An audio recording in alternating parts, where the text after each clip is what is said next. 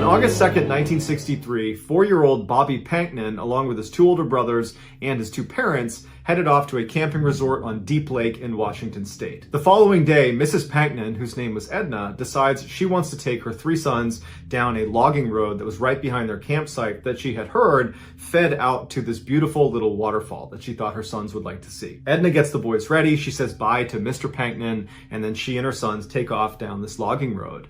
And as soon as she's on the road, it occurs to her that it's totally overgrown. The grass is really high, it's rocky and bumpy, and she's thinking to herself, there's no way any vehicle is getting down this road. And probably there's been no vehicles on this road for a very long time. This is a very isolated place on this campsite. So they walk for a little ways on this overgrown logging road until they see there's a turnoff that leads down to the water and this little waterfall. And so right away she saw there was all this brush they were going to need to walk through, and the ground looked pretty rough.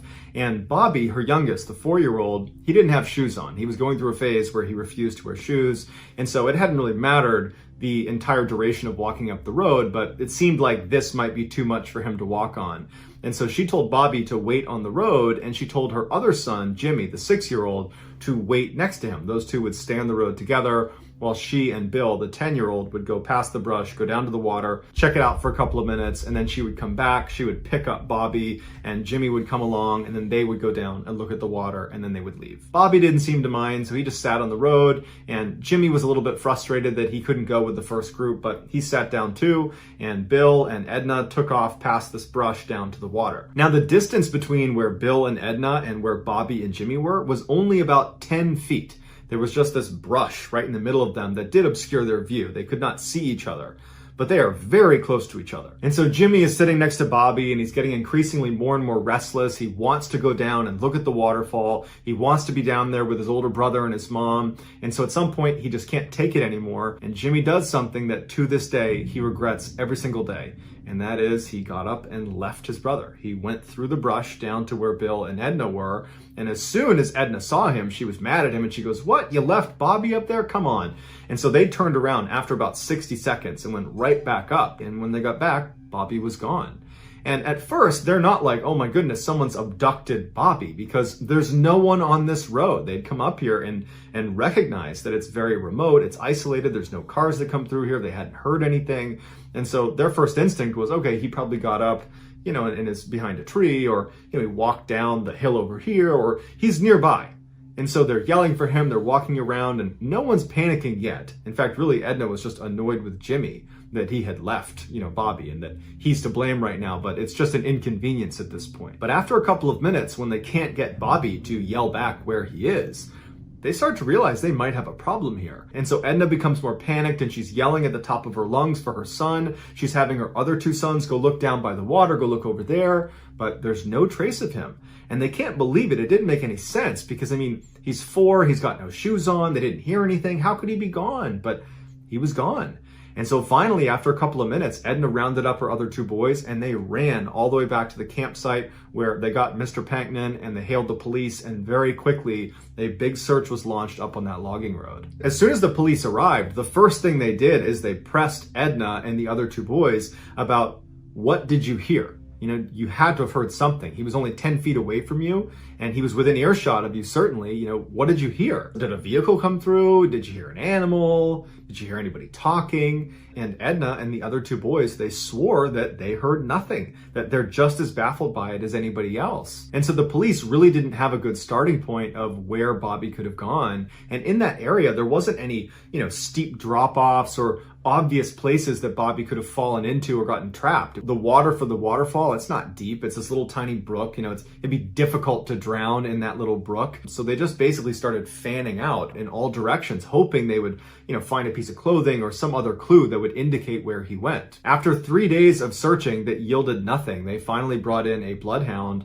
to try to find him based on scent.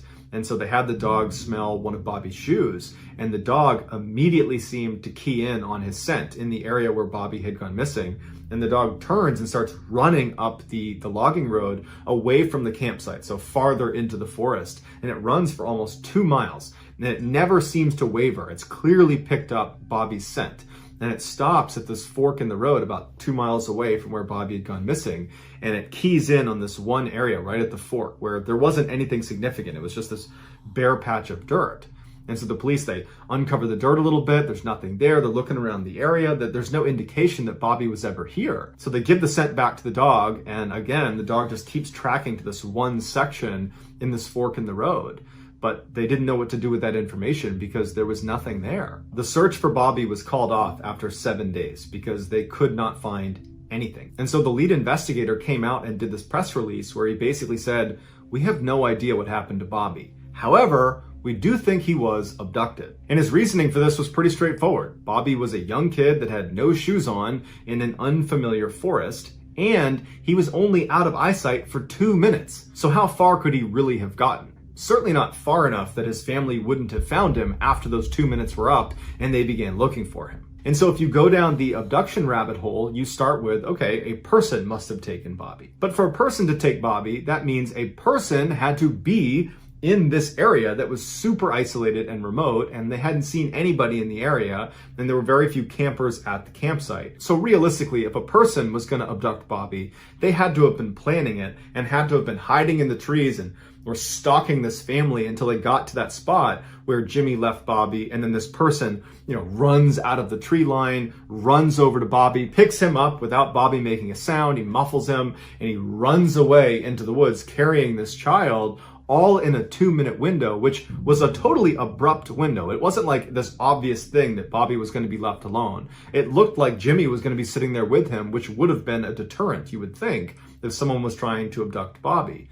But nonetheless, this window presents itself and this person runs down and takes Bobby. It just seems like that person would need to be really fixated on Bobby, one, and there wasn't a clear reason for why anyone would be very fixated on Bobby or this family.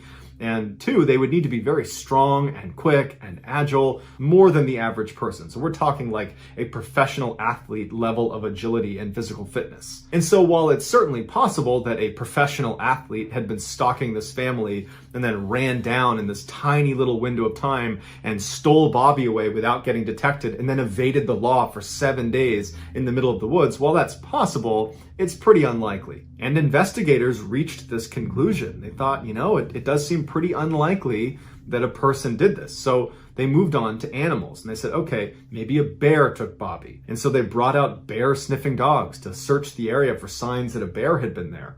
And there hadn't been. And so they said, okay, maybe a cougar had been there. And so they brought out a cougar expert who looked around the area, and there's no signs of a cougar in the area. Plus, there was no blood anywhere around the area where Bobby had been taken. There was no drag marks where if a predator were to grab you, they would need to drag you away. There was no drag marks. So it seemed like, okay, the large predator theory also has problems with it. And so the next theory offered up was, well, maybe a giant eagle swooped down and picked Bobby up and flew him away, which would account for why maybe it was quiet and there was no drag marks, there was no blood, and why he's just gone. But that was when authorities said, okay, we clearly have no clue. And so that's why they gave the press release and basically said, we just don't know. And so while we probably will never know what happened to Bobby, it does seem likely that something took him. And whatever that something was, it was intelligent, it was fast, it was strong, it was agile, and it had been watching that family. Because as soon as that 2-minute window presented itself, where Jimmy was gone and Bobby was vulnerable, it swept in so fast that no one heard it, no one saw it, and it took Bobby somewhere and did something to him. And whatever it did, it probably wasn't good. In December of 1961, James McCormack Sr. was on vacation from his job as a fire inspector for the city of Portland, Oregon. And he was feeling bored, he was feeling kind of restless, and he decided he wanted to go do something fun with his 16-year-old son named James McCormack Jr. They settled on going hunting together as they were both avid outdoorsmen, and so they, along with their hunting dog, headed out to Larch Mountain on December 4th. Even though Larch Mountain was only 30 miles from the city, it was known as one of the most rugged and wild areas in the northwestern United States. And so the men arrive at Larch Mountain, they're excited, they hop out of the car, they put their gear on, and they begin hiking into the wilderness. Now, the weather forecasters had said it was probably going to be pretty cold. There might be some light snow in the area, but the weather should hold for their day trip out into the woods. And so they hadn't brought any equipment to stay out for multiple days. This was just going to be a full day event, but back at night. But after walking for several hours into the mountains, they started to notice the temperature was dropping rapidly. And then it started to rain, and then it started to snow, all in a very short period of time. And initially they decided they were going to gut it out and keep walking a little ways, but they decided, you know what, this is awful and our stuff's getting wet and it's going to get dark soon, so let's just turn around and go back. We can go hunting another day. But it had started snowing so quickly that when they turned around to start making their way back to their vehicle, the snow had covered over everything enough that it looked a little bit different. And they didn't have a GPS, they were using a map and compass, and they were not on a marked trail. They were just kind of walking around the mountains looking for a place to set up. And so they're walking back and they're making turns and they're starting to question where they are. And when they had walked for several hours in the direction they believed was back to the truck, well, they weren't anywhere near a road and they felt like they were in an area they didn't recognize, and they realized they were lost. At this point, it was snowing really hard and it was starting to get dark outside. And so the pair decided, you know what? We got to stay out for the night. We're not going to find our vehicle tonight. It's too dark and we don't know where we are. So let's camp out for the night and tomorrow we will find our vehicle. But remember, they didn't have any equipment to stay out for the night. All they had was their warm clothes, but they didn't have a structure to protect them from the elements. And so they decided their best bet was to climb up into a tree, because at least that way they're off the ground, they'd protect themselves from predators potentially, and the branches of the tree would kind of protect them a little bit from the snow and from the freezing rain. So that night, James Sr., James Jr., and their dog, they huddle in this tree. It's a totally sleepless, miserable night as they're just destroyed by snow and freezing rain and wind. And then finally the sun comes up the next morning and there's a glimmer of hope, although it's still absolutely dumping snow on them. But they're thinking to themselves, this is going to make a heck of a story when we get back. And so they climb out of the tree, they stretch, they kind of, readjust themselves, and then they begin walking in a direction that they think is the direction towards their vehicle. And for several hours, they're just kind of walking, hoping they're going to run into this road, and they don't. And at some point they realize once again that they are in the same position they were in the day before. They don't know where they are. And now they've walked even farther, potentially in the wrong direction. And so they stop for a second, and James Sr. pulls out his map and he's trying to make sense of where they might be. He's looking around. He's trying to terrain associate to see if he can figure out if there's a specific way he should be going. When his son, who was a really tough kid, didn't complain about anything, he said to his dad, I'm feeling delirious. I feel like I can't think straight. And it's hard for me to stand even. I'm going to sit down. And his dad's looking at him, not concerned about this, because it was a pretty miserable night the night before. And so it makes sense he might be tired. But I mean, they had slept a full night's sleep the days leading up to this trip. They've only been out in the elements for one day. They do have warm clothes on. They do have food. They do have water. And so he figures his son will just sit down for a minute and then he'll get back up and be rejuvenated and they'll keep moving out. And so James Sr. continues looking at his map. He's looking around, kind of waiting for his son to say, okay, I'm ready to start moving again. But his son just continues to deteriorate. He's speaking in nonsense and he can't stand up. And this was the first time that James Sr. really started to feel concerned for their actual safety. Because even the night before when they were up in the tree, even then it just felt like it was this crazy thing that was happening to them and that everything would be fine. And even that morning when they got up and it was still snowing and they're still lost, he had that optimism, and so did his son. But now thinking, okay, we are potentially staring down another night out here and we're going to eventually run out of food and water. Our clothes are starting to get wet. The temperatures are dropping below freezing. We don't have a tent. We don't have a shelter. And now something's wrong with my son, which is concerning in and of itself. But if he can't move, then we can't make progress towards getting out of the situation. And so James Sr., who was this really fit fireman, he said, okay, I'm going to pick you up and I'm going to carry you. And he picked his son up, fireman's carry, put him over his shoulders. And for 3 hours, James Sr. just continues to march around looking for the way out. And after 3 hours, when they had not gotten anywhere closer to a road or any civilization, and now it was dark out again, he collapses with his son and he puts his son down by a tree and he sits down next to him and he's totally defeated. And he's like, we got to get ready for another night. We got to get back up in a tree and we got to do this again. And so as they're sitting there kind of talking about how they're going to get James Jr. up into a tree for the night because, he's too weak to climb up himself, they both notice these very bright lights about 100 feet in front of them that look like headlights. And James Sr. is like, oh my goodness, what luck. There is a road that we just didn't see and there's a car that's parked right there. I'm going to go up and communicate with them and tell them that we are stuck out here and see if they can give us a ride. Stay right here. I'll be right back. And so James Sr. gets up and starts running towards these lights because these lights are their lifeline, and he wants to get to them before they potentially pull away without realizing, there's some people that really could use some help here. And so as he's moving, 50, 60, 70 feet away from where his son and his hunting dog were, the lights just continue to go farther and farther away from him to the point where James Sr. stops. And he's looking at these lights thinking, are those headlights? Like, what are those lights? And at some point, the lights just kind of disappear into the forest and then they're gone. James Sr. looks around and he realizes there's no road over here. I'm in the middle of the woods. Like, what were those lights? And so he stands there for a minute thinking to himself, am I losing my grip on reality? Like, what's going on here? And he turns around and he starts running back to where his son and his dog were. And when he gets there, only his dog is there. His son is now gone.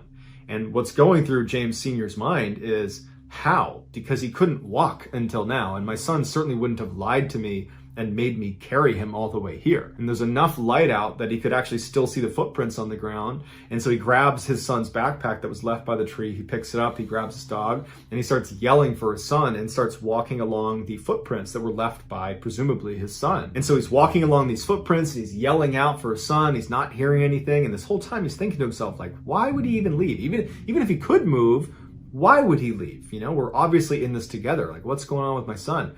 And so he's walking, and after about 30 minutes of walking along these footprints, because the snow was coming down so heavy, the prints were getting harder and harder and harder to track because they were filling in with snow. And finally it got dark out, and then he really couldn't see the prints anymore. And now James Sr. is absolutely panicked. This is a nightmare. Where's my son? What were those lights? Oh my gosh, it's going to be another night out here. And he just picks a random direction, and holding onto his son's stuff with his dog, he just starts running. The next day, James Sr. and his dog would stumble into this lodge that was about 6 miles away from where they had parked their car over at Larch Mountain. Now, that doesn't mean they moved 6 miles to get there. They probably zigged and zagged all over the mountain, and they covered much more than 6 miles, but it was a 6-mile shot to this lodge. They stumble inside, and it was just a miracle that he had found it. He basically had ran all night until he found a road, and he traced it up to this lodge, and he told the staff inside, my son is missing. We've been gone for 2 days now. He's out in the middle of the woods. He's hurt. Someone needs to go out there.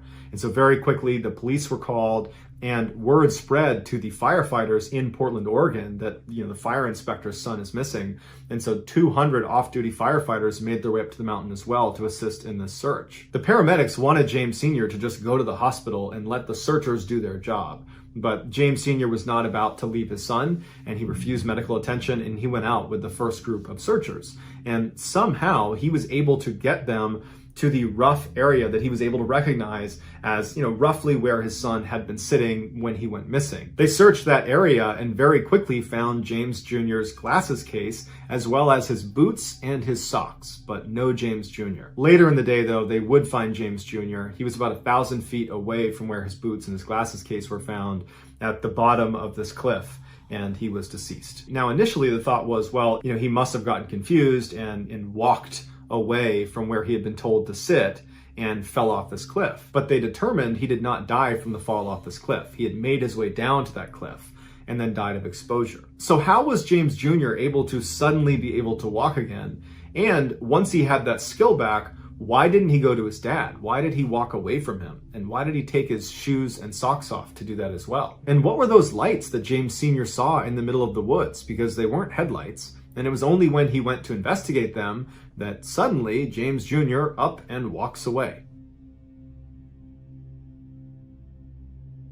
In early July of 1953, Mr. and Mrs. Huggin, along with their 3 young daughters, left their home in Winnipeg, Canada for a 6-week summer vacation. They were headed to the girls' grandparents' summer cabin in Wade, Ontario, which is one of the more remote and wild sections of Ontario. Their cabin was right in the middle of this huge swampy forest, and they were not too far from one of the biggest lakes in Ontario called Fox Lake. The family arrived late on July 4th, so they didn't do anything when they arrived. They just hung out at the cabin. And then early the next day, all the adults decided they wanted to take the girls to Fox Lake for the day. So they began gathering all the supplies they would need while the 3 girls played outside the cabin. Now, there's no neighbors or anybody else anywhere near this cabin. And so it was totally normal to have the girls just play outside. They were not concerned about, them getting taken or something. And so the 2 older older girls played in the front yard of the cabin, and Geraldine, the 5-year-old, was playing on the side of the cabin. So the 2 girls in front couldn't see Geraldine, and the adults, they were keeping their eye on all 3 girls, but they were mostly just kind of going in and out of the cabin, getting their stuff together,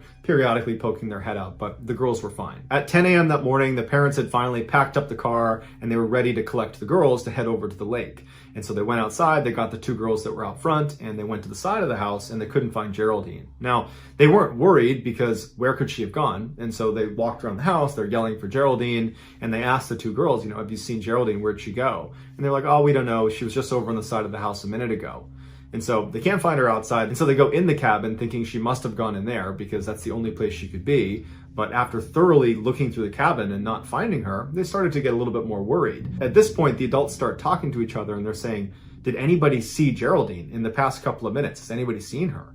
And they all said, yeah, I poked my head out the window and I saw her within the past 10 minutes right on the side of the cabin. And so they all agreed within the past 10 minutes, they had seen her right outside the cabin. So they're alarmed they can't find her, but they're thinking we're gonna find her. So they go back outside and they're looking around and they're yelling for her. Now, this is such a remote section of Ontario that there's really no noise pollution and sound travels really, really well. And so when they were yelling her name, it was booming through the woods. And even if Geraldine had, sprinted for 10 minutes away from the cabin, she still easily would have been within earshot. And all she had to do was just, yell back and they would see her. But she didn't yell back and there was no sign of her anywhere. And so at this point, the family is panicking. And so they call the police. The police show up and they're looking around thinking, we're not going to be able to search this very effectively on our own. This is a huge, wild, remote section of Canada. And so they called in some professional trackers that were familiar with this area to come in and help them with their search. They also called the army in Winnipeg to send over some people to assist as well. But as soon as the search started, the skies opened up and dumped rain all over the entire area, basically washing away any footprints that they could have used to potentially find her. As the day wore on and the sun was starting to set and there was still no sign of Geraldine, her father said something to the searchers that was intended to help them find his daughter, but it was just this incredibly heartbreaking comment. And what he told them was his daughter was afraid of the dark, and that once it got dark out in the woods here, she's just going to sit down and cry. And so that will stop her from moving farther away from us, hopefully, and we should be able to find her. But they didn't. And for 3 days, they looked everywhere for her, and there was no trace of her. And to make matters even worse is the weather had been really rainy and cold, not below freezing temperatures, but close, like in the 40-degree Fahrenheit range. And she just had a light shirt and shorts on. She was not prepared for the weather. On the evening of the 3rd day, they found footprints that they believed to be Geraldine's high up on this ledge in some moss overlooking Fox Lake. And the footprints indicated that this child, which was probably Geraldine, was looking out over the lake and then turned around and walked away from the ledge down into the swamp where her footprints dissipate. And so the search effort was pushed to this swamp, and they had thousands of people that are combing through this mosquito-infested bush to look for this girl, and once again, there's nothing. Then on the 7th day of the search, they find another set of footprints in the swamp around the area where they were looking for Geraldine. But it wasn't Geraldine's footprints because they were these huge prints that if it was a human print, they would need to be an enormous human being. Or these prints belonged to some enormous animal, but they were unable to determine what animal it was. At this point, although there's not really any real evidence connecting that print to Geraldine, people are starting to suspect that whoever left this print or whatever left this print has something to do with whatever happened to Geraldine. 2 days later, so 9 days after Geraldine has gone missing, some of the professional trackers were 2.5 miles away from where that large print was found in that swamp and where Geraldine's footprints were found up on that ledge. They found a piece of her plaid shirt 2.5 miles away on the eastern shore of another lake called Long Lake. And so they pushed the search effort over to that section of Long Lake, and within 24 hours, they would find Geraldine's remains. The scene where Geraldine was found was bizarre. There was very little left of Geraldine, and from what was left, it was clear there had been significant animal predation. And so initial thoughts were, she must have been attacked by wolves. That's what killed her. But upon closer inspection, they saw that her clothing had not been torn and there was no blood on her clothes. So the animal predation had most likely occurred after she was deceased because they would have been able to pick around the clothing. Whereas if it had been a wolf attack, they would have cut right through the clothes and there would be marks that obviously, she was attacked by animals. But Geraldine's remains appeared to have been dragged out of a nearby meadow to where she was ultimately located. And so they followed the drag line into this meadow and it led them to this opening where all the grass had been matted down. And investigators said it looked like something big had been laying there. And they speculated that that might have been the area where Geraldine had been killed, and then afterwards animals had dragged her over to where she was found. And so investigators are like, well, we found that large footprint in the swamp on the 7th day in the same area where we had found Geraldine's footprints, and we thought they might be connected. And now we're finding a large, what appears to be body print in this meadow that's right near where Geraldine's remains have been found. And so probably whoever or whatever left that print in the swamp is the same one that left this print here in the meadow, and therefore is probably Geraldine's killer. But this left investigators with two theories that didn't really make any sense. The first one was, okay, these prints, the swamp print and this body print, belong to an enormous person, like a giant, who ran up to the cabin and abducted Geraldine and ran off, and no one saw them or heard them. And for weeks, they've managed to totally evade capture despite being, again, an enormous person lumbering through the forest. So that seemed really unlikely. One, that this giant person even existed, and two, that if this giant person existed, how could they not get caught? They're so big running through the forest, they would be easy to spot. But if you rule out the enormous person theory, you're left with the enormous predator theory, which does make more sense on the surface because there are enormous predators that have attacked humans, so that does happen. But when they looked at her remains, they ruled out a wolf attack, and really, they ruled out animal attacks. But if this is an enormous predator, how did it kill Geraldine? The family was told that unfortunately, because there wasn't enough left of her, they weren't able to determine a cause of death. And so their best guess is she was probably mauled by wild animals, but they would even level with the family and say, honestly, we don't know what did this. So that's gonna. On August 8th, 1998, Sharon Anderson's eyes shot open to the sound of her 8-year-old son's wailing. She glanced over at the bedside clock and saw it was only 4 a.m. Toby, her son, was a very deep sleeper, so she knew it had to be something serious to wake him up at this hour. So Sharon jumped out of bed and rushed down the hall to his room. Toby was still in his bed, and he was holding his belly with both hands. He was covered by a film of sweat, and he was moaning in pain. Sharon laid the back of her hand on Toby's forehead, and she found that he was burning hot. In fact, he felt much hotter than when he normally got sick. Sharon knew her son needed medical attention right now. She rushed back to her bedroom, woke up her husband, and told him to go get the car ready so they could drive their son to the emergency room. Then she ran back to Toby's room, she scooped him up in a blanket, and carried him down the hall. It was still dark out as Sharon and her husband loaded Toby into their car. Fortunately, the streets of Minneapolis were empty at that hour as they raced to the nearest hospital.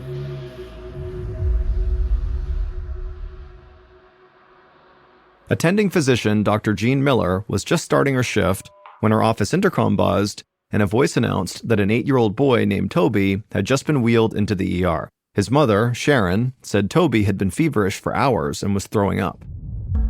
Dr. Miller jumped up from her desk and dashed down the hall to the emergency room. She found Toby lying in bed, his eyes half open and his skin drained of color, while his pajamas were dark with sweat. The boy's parents hovered beside the bed looking worried and helpless. Dr. Miller called for a nurse to bring an IV saline drip to get some fluids into the boy. Then she measured his heartbeat and listened to his breathing. But the child's intense stomach pains suggested that whatever was going on was an intestinal issue. That covered a lot of possibilities, from food poisoning to something much more serious like appendicitis. Dr. Miller asked Toby's parents if he'd eaten anything unusual lately. They looked at each other and listed various meals from the past few days, but then said that nothing out of the ordinary came to mind. Dr. Miller nodded, then asked Toby where it hurt most. With very shaky hands, Toby pointed to his stomach. Tears formed in his eyes, and he told Dr. Miller the pain was getting even worse. Dr. Miller smiled calmly, doing her best to hide her concern that Toby seemed to be sinking.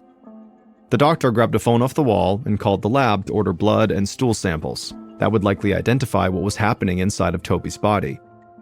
The doctor was pretty sure it was some kind of food poisoning, but the boy's intense discomfort suggested that it could be more serious than your run-of-the-mill 24-hour stomach bug. Dr. Miller took the parents aside and told them to make a list of every food and every place that Toby had eaten in the past 4 days. Dr. Miller promised they would find out what was happening to their son and they would do everything in their power to make him right again. A few hours later, Dr. Miller's phone rang. It was the lab with Toby's results. They found blood in Toby's stool, which indicated intestinal bleeding, most likely from bacteria in his food. So Dr. Miller had apparently been right. It was some kind of food poisoning. Now they needed to figure out what kind of food poisoning it was. The lab technician said they had already isolated the bacteria from Toby's stool for closer analysis. Dr. Miller thanked the technician and hung up. The good news was that they were now closer to knowing what was making Toby sick. But the bad news was, until then, Dr. Miller could not really aggressively treat Toby's illness. For many bacterial infections, the best treatment is antibiotics, but with certain strains of bacteria, such as highly toxic strains of E. coli, antibiotics can actually make the patient sicker or even kill them. So for now, all Dr. Miller could do was keep Toby's fever down with medication and his dehydration at bay with an IV drip. Dr. Miller checked in with Toby's parents and told them to get some rest and that she would be back at the hospital first thing in the morning. Then the doctor left the room and went to the night nurse and told her to please contact her at home if anything changed with Toby. The next morning, Dr. Miller had just sat down behind her desk with a mug of coffee when a nurse knocked on the door and poked her head in. She said there was a new arrival to the ER, a 4-year-old girl named Peyton Egger. She had a sweltering 104-degree fever, and her mother said she'd been vomiting on and off for 12 hours with repeated bouts of diarrhea. Dr. Miller's mind raced as she followed the nurse down to the emergency department. White curtains were drawn all around a gurney that had just been wheeled in. Little Peyton was lying on the gurney, drenched in sweat. Her face was drained of color, and she was struggling to keep her eyes open, and her parents stood to the side, clutching each other nervously. Dr. Miller immediately ordered the nurses to hook Peyton up to an IV drip while she checked the girl's vitals. Peyton's pulse was weak, and her blood pressure was dropping. Dr. Miller worried she might be going into shock, which could cause her organs to shut down. Dr. Miller realized that Peyton's symptoms were very similar to Toby's, so much so that she wondered if both kids had caught the same infection. Peyton's parents told Dr. Miller that their home was in a suburb north of Minneapolis, which was nowhere near where Toby's family lived. Still, Dr. Miller thought there must be something these two kids had in common. Dr. Miller called the lab and told them she wanted full blood work run on Peyton, plus stool samples tested as well. Then, Dr. Miller took Peyton's parents into the hallway and asked them for more details. The mother said that Peyton had been complaining of stomach pains last night, but it really hadn't seemed that serious. But at around midnight, Peyton woke up crying from all the pain and then began vomiting. After that, she kept vomiting nearly every hour and had several episodes of severe diarrhea. Then her temperature started spiking. By dawn, the parents said it was clear that whatever this was, it was only getting worse. So her parents had rushed her to the hospital. Dr. Miller said they had done the right thing. Peyton would be safe here. For now, the best thing they could do was just stay calm and wait. But that was advice Dr. Miller found easier to give than to practice. As Dr. Miller stepped out of Peyton's room and headed back to her office, a nurse hurried up to her and said the lab had been trying to reach her. Toby's new results were in. The boy was infected with a bacteria called Shigella. Finally, Dr. Miller knew what she was up against. Shigella attacks the digestive system, causing inflammation and bleeding within 12 to 48 hours after eating food contaminated with the bacteria. Toby had all of the classic symptoms: fever, abdominal pain, nausea, diarrhea. Dr. Miller knew that if untreated, Shigella could send Toby into shock, which often leads to organ failure and occasionally even death. But at the same time, Dr. Miller was relieved. Although Shigella was obviously serious, it could be defeated with antibiotics, so she could finally start treating Toby. Dr. Miller told the attending nurse to prepare antibiotics for Toby and begin administering them as soon as they were ready. Then Dr. Miller rushed to Toby's room to give his parents the news. The boy was lying in his hospital bed with his eyes half open. His mother sat in a chair next to the bed, holding her son's hand and looking flushed and exhausted. Dr. Miller asked Toby's parents to step outside with her so she could explain what was going on. But when Toby's mother tried to stand up, she wobbled and had to sit back down. She admitted she had not been feeling well since she woke up that morning. She said she even vomited a couple of times. Dr. Miller told Toby's mother to stay seated while she called for a nurse to prepare a bed for her. The doctor told her it was entirely possible that she was also now infected with Shigella, which was the bacteria that they had just discovered her son was infected with. After all, Shigella is so contagious that it can be passed in a handshake if someone who touched the bacteria didn't wash their hands well enough. As soon as Dr. Miller had settled Toby's mother into her own hospital bed, a receptionist waved the doctor down. It was the lab calling again. They had the results for Dr. Miller's other young patient, Peyton. She had Shigella too. Dr. Miller put down the phone. First Toby, then maybe Toby's mother, and now Peyton? Suddenly, Dr. Miller felt like she had an outbreak on her hands. And given how easily Shigella is transmitted, there were likely dozens more people out there suffering symptoms at home, and every one of those cases could make more people sick. Suddenly, Dr. Miller had a lot of calls to make.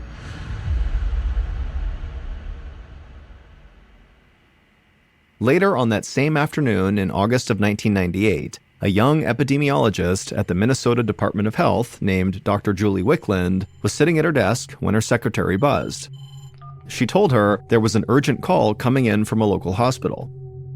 Dr. Wickland was only in her 20s and still trying to prove herself professionally, but one thing she had already learned was that being an epidemiologist meant everything was a potential emergency.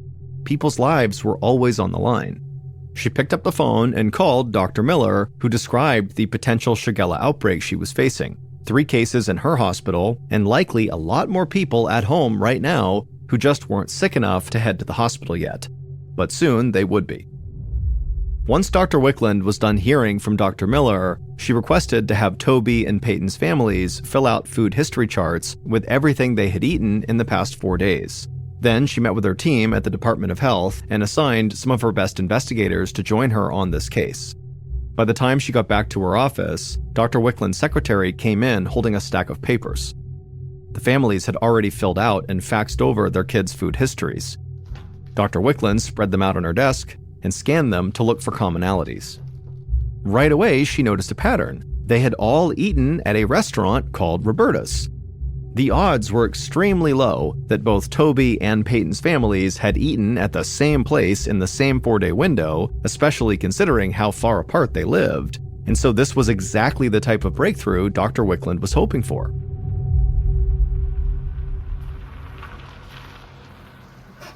An hour later, Dr. Wickland and 2 other health officials stepped out of a dark sedan in front of the restaurant Roberta's, a modest neighborhood eatery. The manager was waiting for them by the entrance, looking very tense. The restaurant was temporarily closed for the rest of the day so that Dr. Wickland and her team could go and conduct their investigation there. Dr. Wickland needed to inspect every aspect of the restaurant's food handling for possible sources of contamination, such as spoiled food or dirty water. Dr. Wickland assigned one investigator to record the temperatures inside the refrigerators and freezers, while another investigator took water samples from all the sinks and taps. Then Dr. Wickland studied every step in the food's journey to the table, from the delivery area to the storage room to the food prep stations. The overall layout at Roberta's met safety standards, but Dr. Wickland knew how elusive Shigella could be.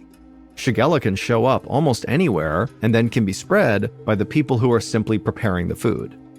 Dr. Wickland told the manager she needed to interview the entire staff. And so once the staff was gathered in the dining room, Dr. Wickland circled the room, asking each employee questions about their recent health and also their daily kitchen routine. Several members of the staff admitted to Dr. Wickland that they had not been feeling very good lately.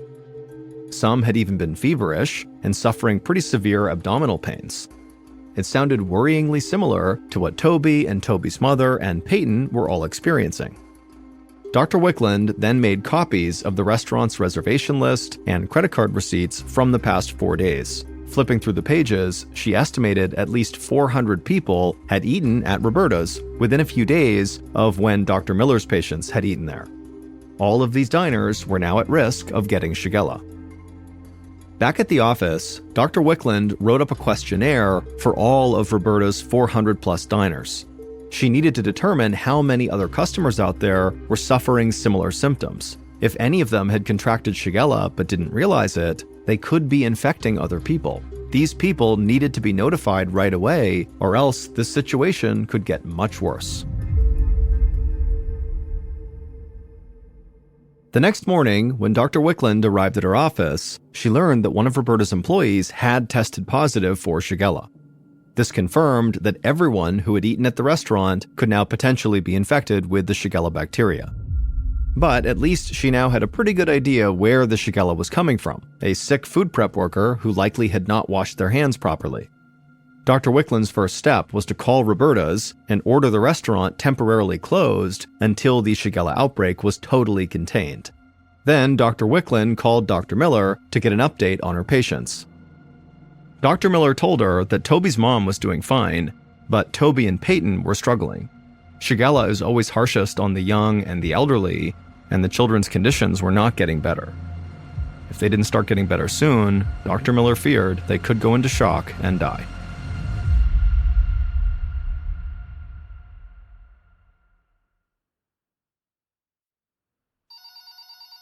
Early the next day, Dr. Wickland's phone rang with new results from the lab. Several more employees at Roberta's restaurant had tested positive for Shigella. This meant that the disease outbreak was not coming from a single unsanitary worker. It was coming from lots of places. Dr. Wickland got a fresh cup of coffee and then sat down at her desk to begin studying the first wave of questionnaire results from Roberta's recent customers. And she was disturbed to see that a full half of the 400 diners reported experiencing symptoms that were consistent with Shigella. But as Dr. Wickland studied the responses, something about the data just didn't seem right. A large percentage of infected diners had eaten at Roberta's before any of the employees started to get sick. So it was unlikely that the employees were giving the infection to the customers. The workers were actually victims too. Dr. Wickland leaned back in her chair and took a deep, defeated breath. She now realized that she actually had no idea where all the Shigella cases were coming from. An hour later, the manager at Roberta's unlocked the restaurant door and let in Dr. Wickland. She told the team to put on gloves and start discarding every piece of food in the building. Nothing could be saved.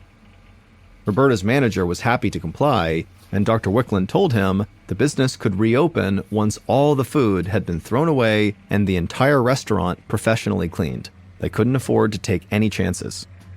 Dr. Wickland pulled a bin of produce off a shelf and dumped it in the trash. The Shigella was somewhere under this roof, and Dr. Wickland was not going to let it slip past her. Dr. Wickland returned to her office at the Department of Health to find a report sitting on her desk. Her heart sank. It was the details of another case of Shigella, this time north of Minneapolis. A 33-year-old woman had been rushed to a hospital after hours of vomiting, fever, and diarrhea. The night before, the woman had eaten at an upscale restaurant in her neighborhood called Marty's. Not only that, but she'd gone to the restaurant with multiple friends, all of whom had been contacted and reported feeling sick. But Marty's restaurant was very far from Roberta's. For this illness to strike two restaurants in entirely different areas, miles apart from one another, was extremely rare. Dr. Wickland sighed and called the manager at Marty's to tell them the restaurant would have to close until further notice. She said that a health official would be there shortly to collect their reservation list and credit card receipts, and all their recent diners would need to be contacted about the disease outbreak. Dr. Wickland then called a meeting with her investigators to brainstorm. She felt lucky that there had been no fatalities so far, but she also knew that young children were in the greatest danger.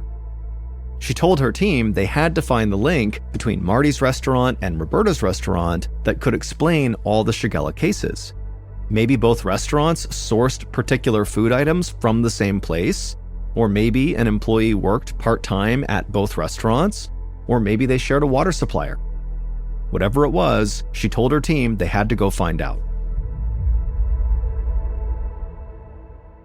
By the next afternoon, Dr. Wickland had more information to go on. She and her team had worked around the clock, contacting people and compiling timelines of symptoms. It was a lot to sift through, but she knew it was always better to have too much information rather than not enough. As Dr. Wickland made her way through all the paper piled on her desk, the differences between the two restaurants really jumped out at her. Marty's got its water from a different reservoir than Roberta's, so this was not a water issue. There was also almost zero overlap in their menus because Roberta's and Marty's served very different types of food. And a review of the two restaurants' employees showed that no staff members worked in both places either. The researchers could not even identify a single food that all the sick customers at each restaurant had eaten. Everyone ordered different dishes, yet got sick the same way. And so Dr. Wickland wondered to herself, how could that be? This just doesn't seem possible. Just then, the phone rang. It was the lab with an update on the Marty's restaurant customers. Everyone who tested had come back positive for Shigella. The lab had also done a genetic comparison of the Shigella bacteria from the Marty's diners and the Roberta's diners, and they found them to be identical. Clearly, both restaurants had been contaminated by the same source. Dr. Wickland thanked the technician and hung up. She felt stumped, exhausted, and ready to call it quits for the day, but she did have a couple more calls to make. The first one just to check up on Toby and Peyton. On the other end of the line, Dr. Miller sounded equally exhausted. She said Toby was still bedridden because his body was not responding to the antibiotics. He was now faced with a painful and slow recovery. Little Peyton Egger was even worse. Dr. Miller had nurses monitoring her around the clock, but her family was obviously worried sick. Dr. Wickland thanked her for the update, then she hung up and scrolled through her Rolodex until she found the United States Centers for Disease Control. This outbreak was clearly not settling down the way Dr. Wickland hoped it would, and so it was time to call in reinforcements. Dr. Timothy Niemi was in his office packing up to head home when his phone rang. He considered letting it go to voicemail, but his position as an epidemic intelligence officer at the Centers for Disease Control and Prevention had taught him the danger of missing an emergency call. So he picked up the phone and he listened carefully as Dr. Wickland explained the events of the past week and how the Shigella outbreak showed no signs of slowing down. Dr. Wickland said she needed the CDC's help in finding the outbreak's origin so they could stop it. Every bacterial outbreak has its own genetic fingerprint that makes it unique, and the CDC keeps a massive database of these fingerprints from all over the world. Dr. Niemi told Dr. Wickland to email him an image of the Shigella bacteria's DNA profile. Then he could use the CDC's database to see if the same Shigella strain had been reported anywhere else. The moment Dr. Niemi uploaded the Shigella bacteria from Minnesota to his database, Shigella outbreaks in other areas popped up all over. From Los Angeles County to Boston to Florida, plus up in Canada, in Alberta and Ontario. Each outbreak had been linked to a specific restaurant, and all were genetically identical. This meant that there was a good chance all of these Shigella outbreaks were caused by the same source of contamination. The sheer breadth of locations baffled Dr. Niemi. He stared at the map.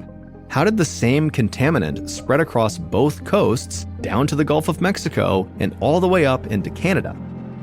He emailed his coworkers the results and asked them to help him contact every restaurant associated with an outbreak and compile a comprehensive list of foods and ingredients on their menus. There had to be something in common to all of them that was carrying this particular strain of Shigella.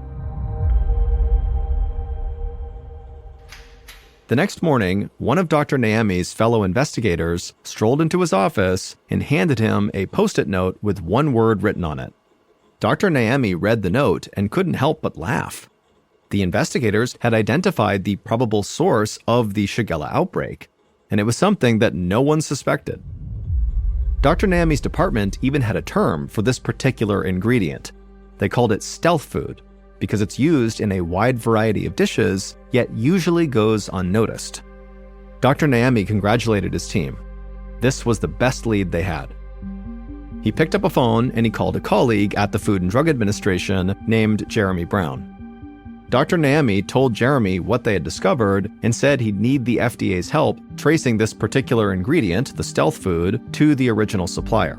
Global supply chains for restaurants are incredibly complex, with foods shipping from across the world and constantly being reprocessed and repackaged, and so finding one bad batch of food among all of that would not be easy.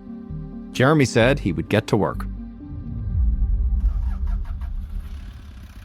A few days later, Jeremy rode in a Jeep through Ensenada, Mexico. At first, the countryside was dry and dusty, but as they curved over a hillside, suddenly everything turned green. For miles into the distance, Jeremy saw nothing but crops in organized rows. Finally, they turned onto a dirt road and passed a sign that said the name of the farm, Valle Verde. The farmhand pointed out different fields of produce, including tomatoes, celery, cilantro, green onions, radishes, and lettuces, all watered by massive irrigation machines. But the biggest spread of all was an entire 55-acre parcel devoted to growing nothing but the stealth food Jeremy had come to investigate. And the stealth food was parsley. At some point between when it was harvested and when it was shipped, this parsley was becoming contaminated with Shigella bacteria. Jeremy was not going to leave the farm until he found out where and how this was happening. The Jeep came to a stop on the banks of an old riverbed. Since tainted water is the most common cause of Shigella, Jeremy had requested to visit the farm's water supply first. The farmhand hopped out and led them to a series of wells that provided all of the farm's water. Jeremy looked inside one of them. The stone casing was old, but uncracked. The shaft was dug very deep so that the water came from far underground, which meant the likelihood of contamination was actually quite small. Jeremy could tell the issue was not the wells. Next, the farmhand drove them past several meadows to a reservoir that served as the farm's backup water supply. It looked like a small fresh lake. The water seemed clean, but Jeremy still bottled up a couple of samples for testing back in the US. The farmhand asked Jeremy where he wanted to head next. Jeremy said he could use a break from the heat. It had gotten much hotter as the afternoon wore on. A few minutes later, the Jeep rumbled to a stop in front of a huge farm shed with a corrugated steel roof. It contained long conveyor belts stacked with crates of parsley. At the end of the line, men took those crates and stacked them on a pallet and then hosed them down with chilled water from a machine called a hydro cooler. Jeremy watched as hundreds of boxes quickly piled up and were loaded into the backs of huge trucks and then driven away to be shipped all across North America. Jeremy asked the farmhand if the water for the hydro cooler came from their wells or the reservoir, but the farmhand shook his head and said neither. The water for the hydro cooler came from Ensenada's municipal water supply. Jeremy put on his sunglasses and told the farmhand that that was where he needed to go next. At the municipal water plant, the facilities director admitted that they had been a bit overwhelmed lately. Due to government funding cutbacks, they had been understaffed for a while. With fewer security guards to watch the place, there had been a few break-ins lately, and some equipment had even been damaged. At one of the water filtration systems, Jeremy noticed that the machine that normally disinfects the water with chlorine was shut down. Jeremy asked the manager if the chlorinator had just been turned off today or if it really was not working at all. The manager shook his head in frustration and said this had been on their list to get fixed for over a month, but the city hadn't managed to send over the parts yet. Jeremy did his best to hide his shock. Without chlorine, all sorts of contaminants could flourish in the water, including Shigella. From there, the water was pumped to businesses, homes, and farms all over the area, like the parsley crop at Valle Verde. Jeremy filled several bottles to be tested and told the farmhand it was time to go.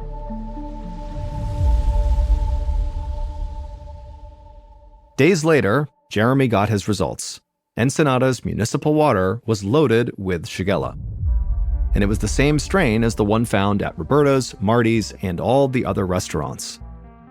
The contaminated water had been sprayed directly onto the parsley right before being shipped to restaurants all across North America, where people like Toby, Peyton, and their families ate the parsley without giving it a second thought. Jeremy knew they had been lucky in tracking down the source relatively quickly. He estimated that as many as 1,000 diners had caught Shigella from one harvest of contaminated parsley, but it could have been so much worse. Fortunately, there were no fatalities, and both Toby and Peyton eventually made full recoveries. But very few of those who got sick will ever look at their parsley garnish the same way again.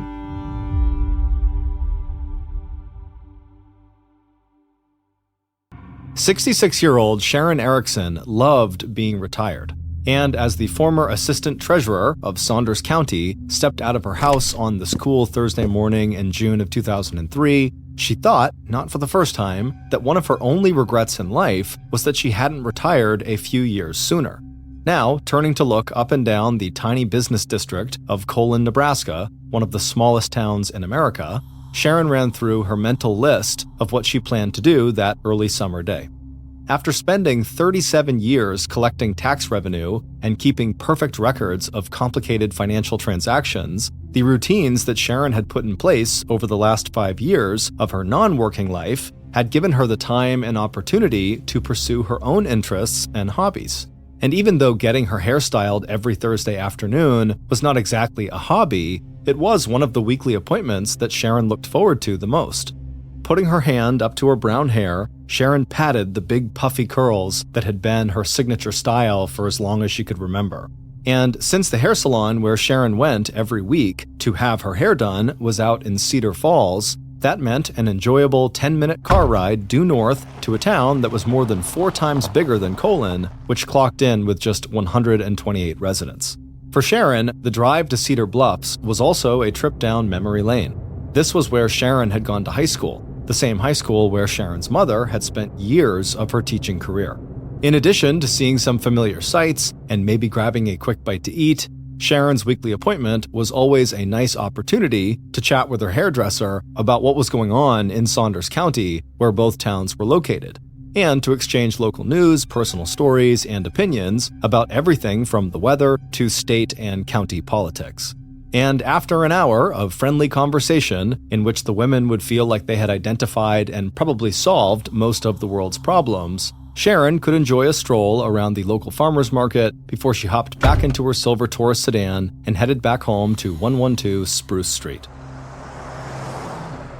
Sharon knew that from the outside, this weekly visit to Cedar Bluffs, along with her other daily and weekly routines, might look unexciting and even boring, but to Sharon, who had been divorced for many years and who did not have any children, these routines represented all the ways in which she had become part of the social fabric of Colon, Nebraska, her home for the last 47 years. And it was this connection that had made Sharon's retirement meaningful. As the strongly built woman with bright blue eyes and big hair stepped into the post office right next to her home, she stopped long enough to say good morning to the postmaster, Rick Hartman, before walking over to her post office box to check for mail. Sharon was good friends with Rick.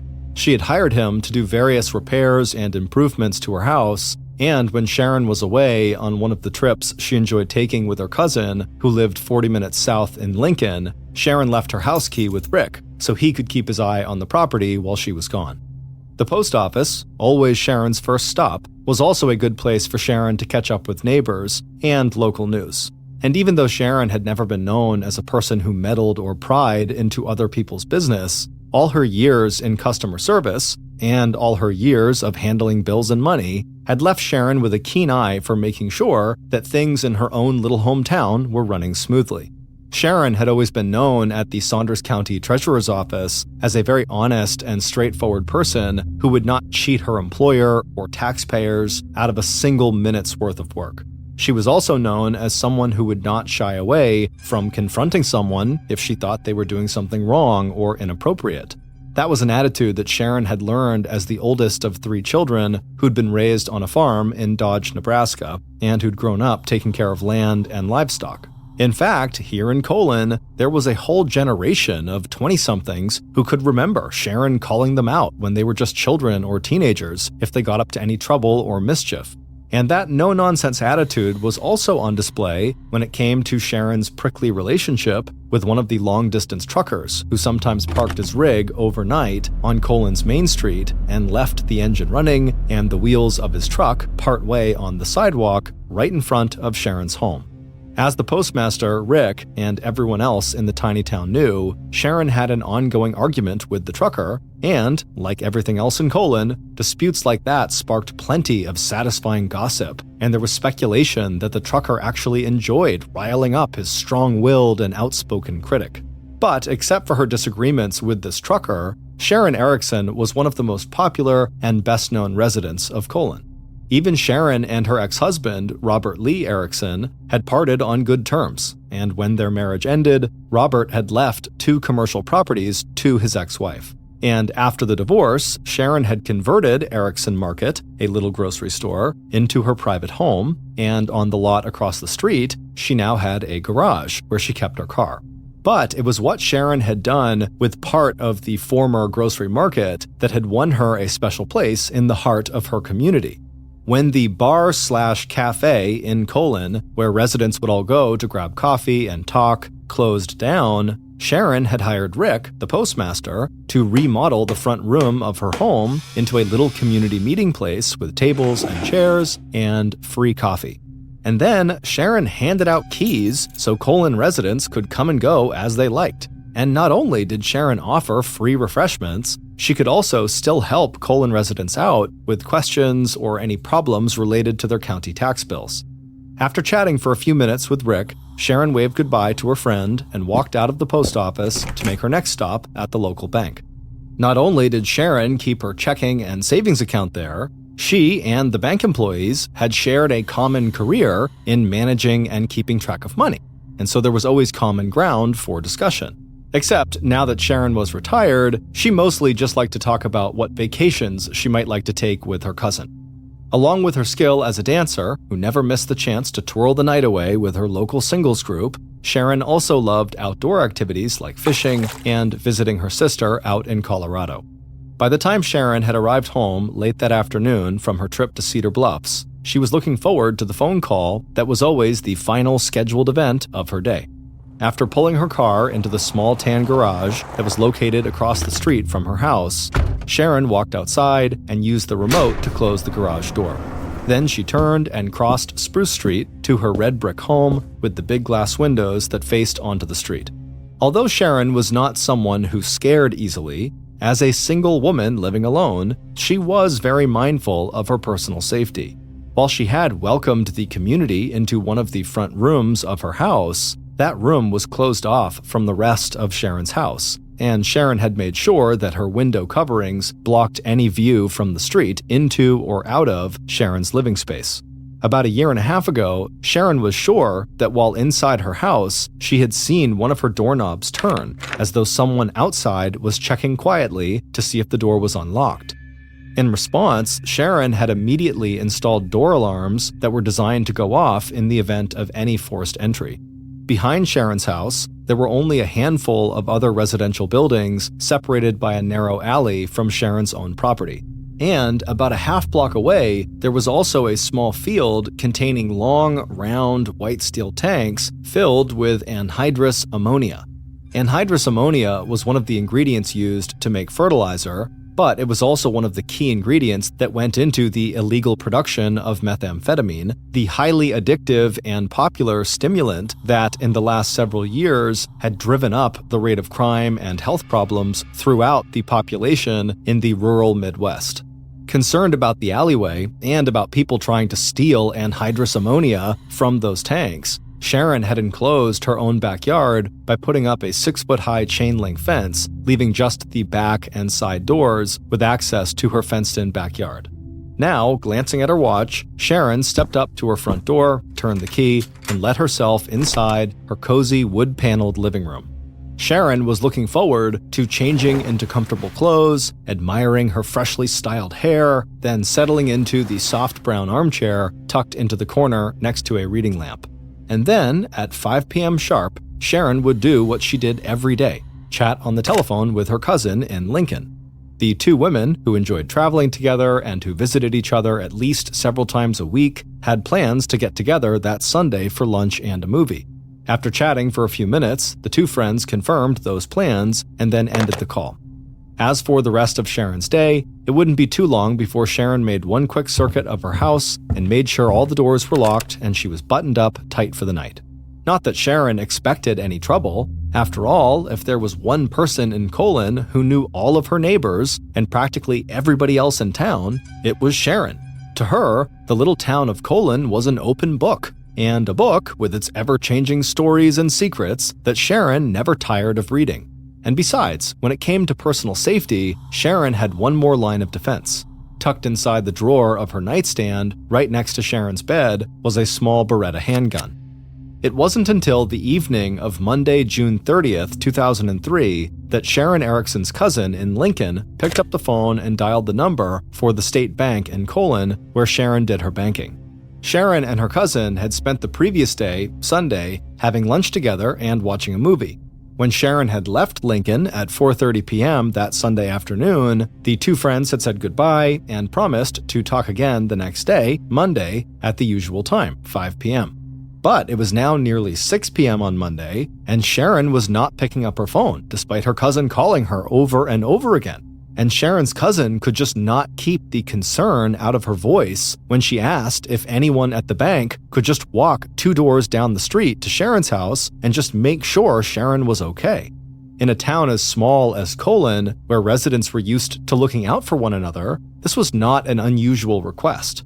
But even though 2 bank employees immediately made arrangements to step away from their workstations to go check on Sharon, given how little crime there was in this tiny town, they were not really that worried.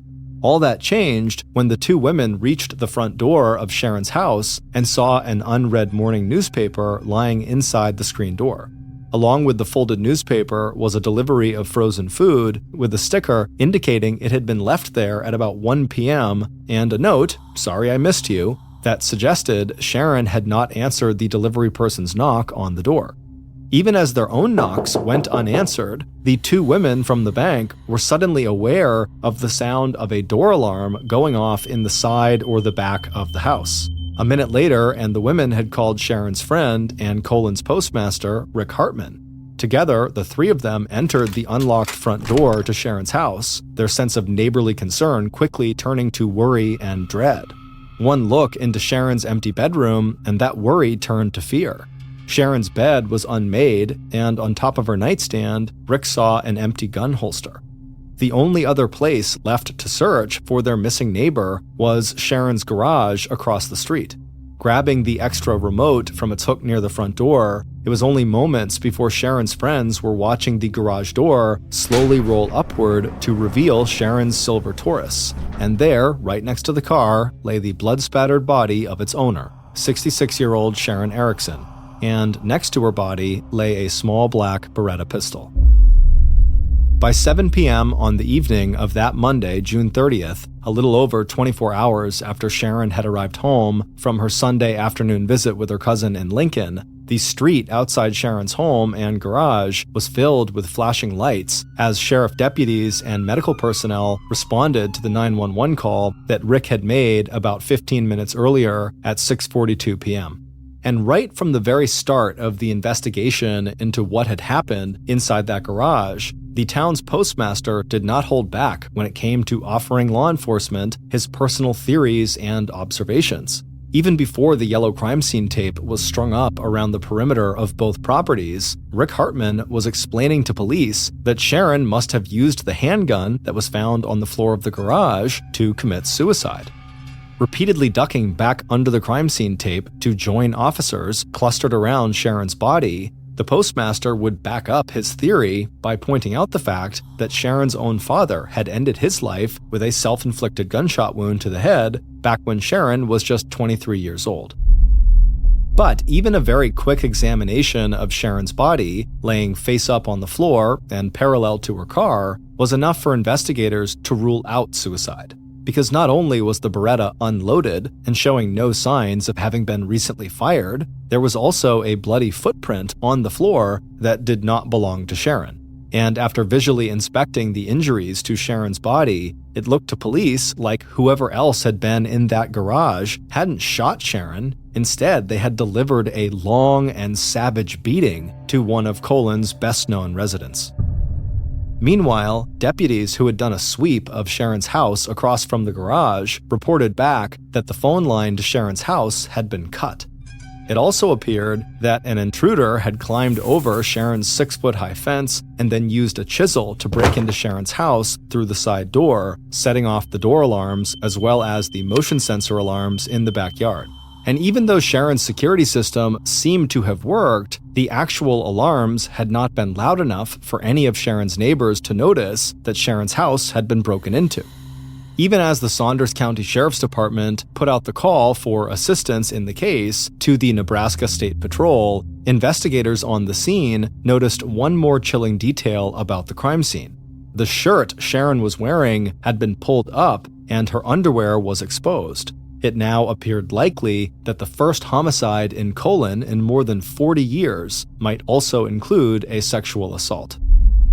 Within hours of discovering Sharon's body, crime techs were busy collecting and processing physical evidence from the house and garage on Spruce Street, and police had already begun fanning out around the tiny town of Colon to see if anyone heard or saw anything suspicious that might be connected to the murder. But wherever state and local police went, it seemed like the terrified residents of Colon had already heard about the brutal attack, and the town was already swirling with rumors and speculation. Was the killer someone Sharon knew, or a random stranger passing through town? Was this a burglary gone wrong? Was the murder somehow connected to Sharon's past and to her work at the county treasurer's office? And at the center of all the speculation, residents were asking themselves, what was it about Sharon Ericson that they didn't know?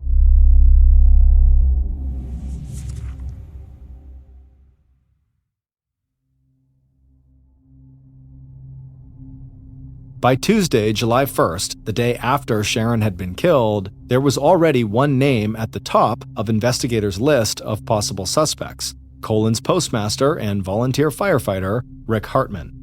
In the absence of a husband or romantic partner who might have had a personal motive for killing Sharon, Rick appeared to be an exceptionally close friend of Sharon's, someone Sharon had entrusted with a key to her house, and someone who had helped her with improvements to her property.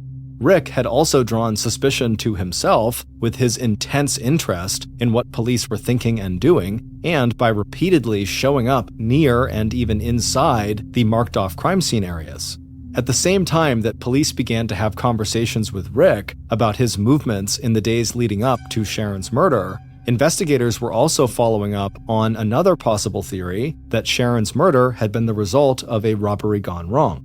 Even though nothing of value seemed to be missing from Sharon's house, investigators were looking at the possibility that the break-in had awakened Sharon, who then confronted the robber with her unloaded pistol before fleeing from her house to the safety of her garage and the cell phone she kept inside her car. It was there that Sharon had been attacked and killed. But it wasn't long before both theories, Rick as murderer and robbery gone wrong, seemed to hit a dead end.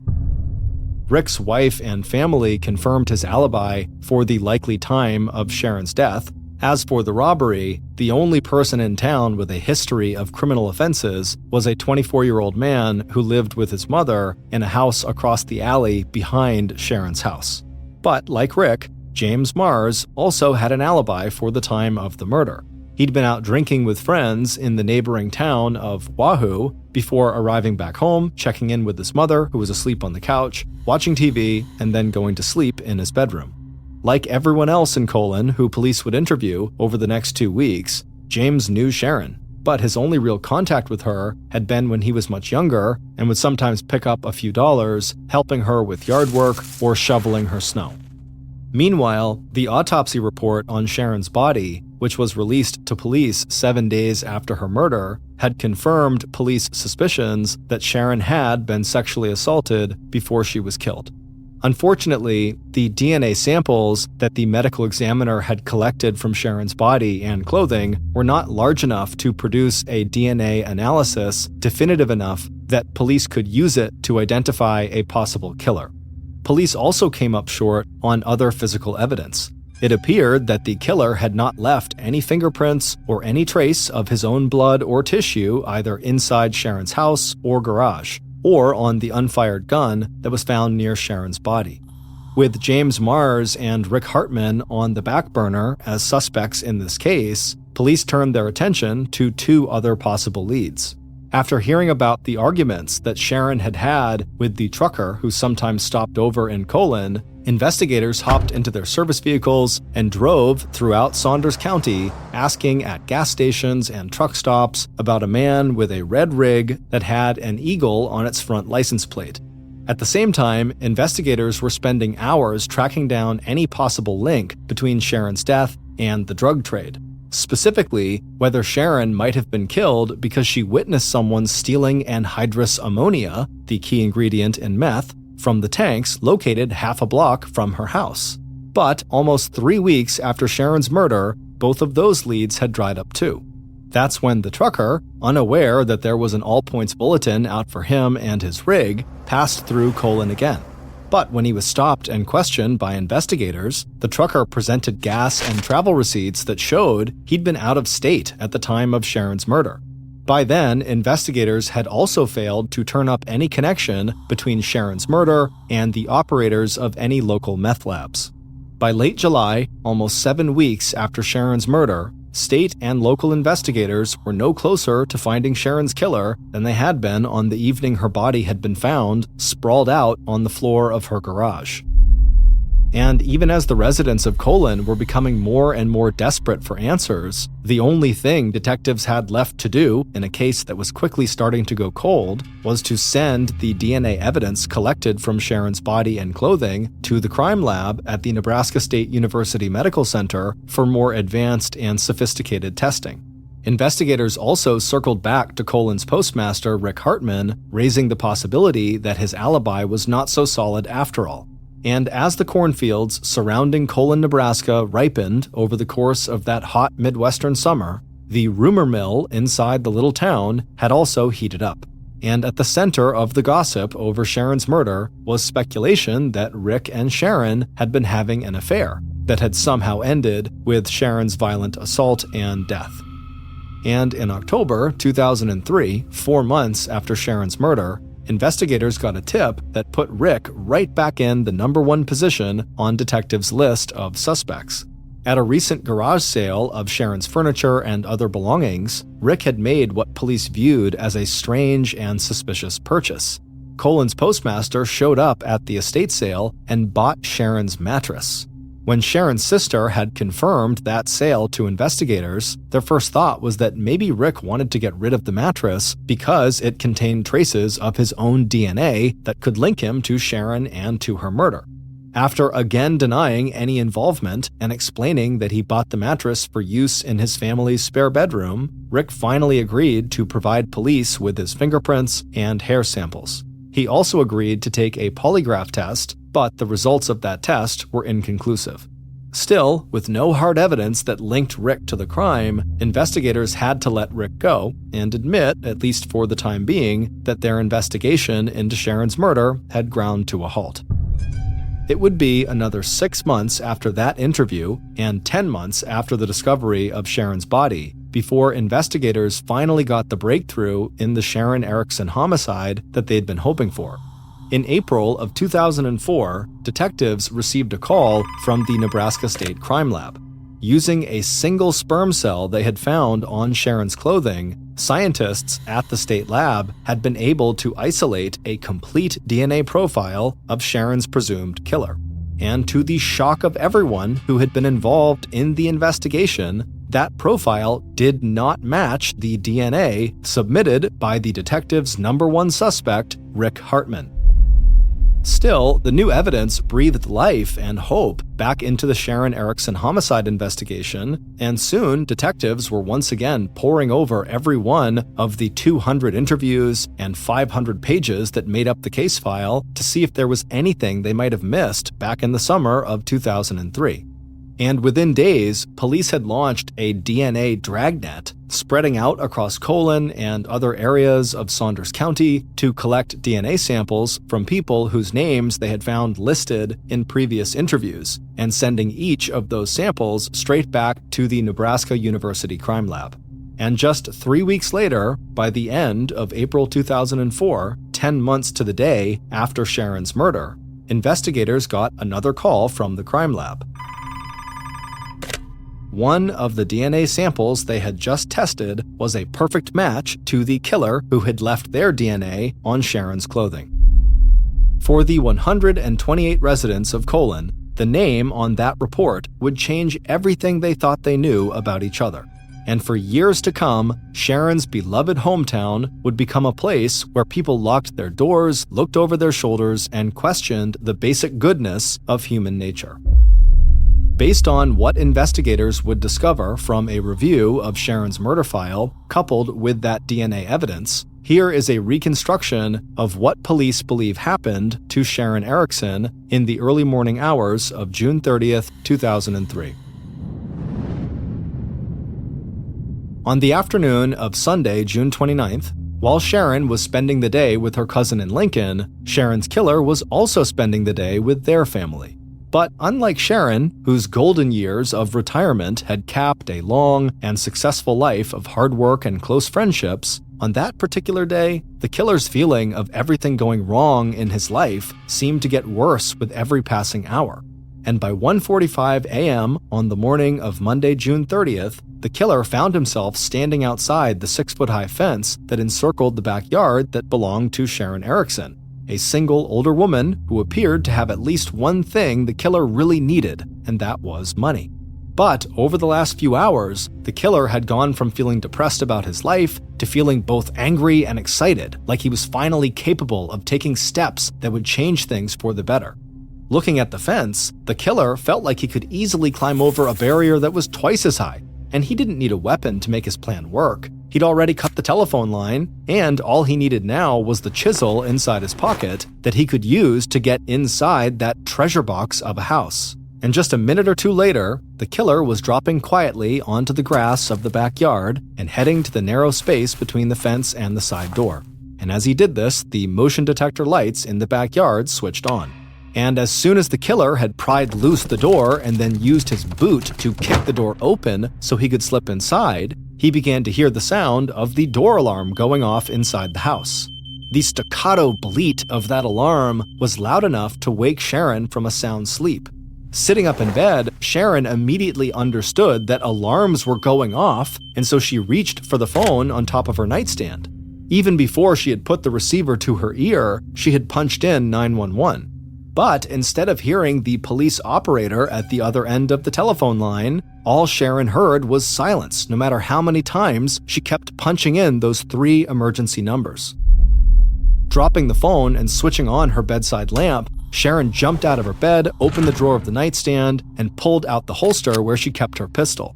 Even though the gun was not loaded, the Beretta felt solid and heavy in Sharon's hand. Dropping the holster onto the tumbled sheets, Sharon wrapped both of her hands around the grip of the gun, and when the intruder stepped inside her bedroom a moment later, Sharon was there waiting, gun pointed straight at his chest. But as soon as Sharon saw the face of her intruder, her eyes widened and the gun dropped a few inches as a burst of anger ran through Sharon's body. Yelling at the man in front of her to get out of her house, to leave and never come back, Sharon stepped forward to close the distance between them. Faced with Sharon's fury and looking down the barrel of a Beretta pistol, the intruder backed up, tried to get his bearings, and tried to remember that feeling of power that had surged through him when he had swung his body over Sharon's fence and kicked her door in just a few minutes ago. But the last thing he had expected when he entered Sharon's house was this show of anger and defiance, and this voice that put into words all of his failings and mistakes. Pivoting suddenly, the killer made for the door. It turned out there was nothing worth stealing in this house anyway, and now he just had to get away. But even as the killer slipped outside and headed for the empty street, he could hear Sharon's footsteps behind him. Dropping back into the shadows, the killer watched as Sharon, dressed, carrying her purse, wearing her slippers, gun in hand, came running out the front door and headed for her tan garage 50 yards away, already clicking the remote that opened the garage door. And suddenly, the killer understood what Sharon was about to do. She must have a cell phone inside her car, and she was going to call the police, tell them who he was and what had just happened. Sprinting out from the shadows, the killer raced after Sharon and made it into the garage right behind her, even as the garage door was starting to roll back down. According to the autopsy that would be conducted on Sharon's body 36 hours later, the medical examiner would determine that the actual cause of Sharon's death was strangulation. But that came after a beating that would leave Sharon with severe blunt force trauma to the left side of her head, nose, and her left eye. Defensive wounds all along the left side of her body, along with cuts and bruising to her face, arms, and legs, all indicated that Sharon had struggled against her attacker with all of her strength. But all of Sharon's strength and all of her will to live would not be enough to save her. Before the attack in that garage was over, Sharon's killer, a man Sharon had known since he was a small child, sexually assaulted the 66-year-old retiree who had spent most of her life helping other people.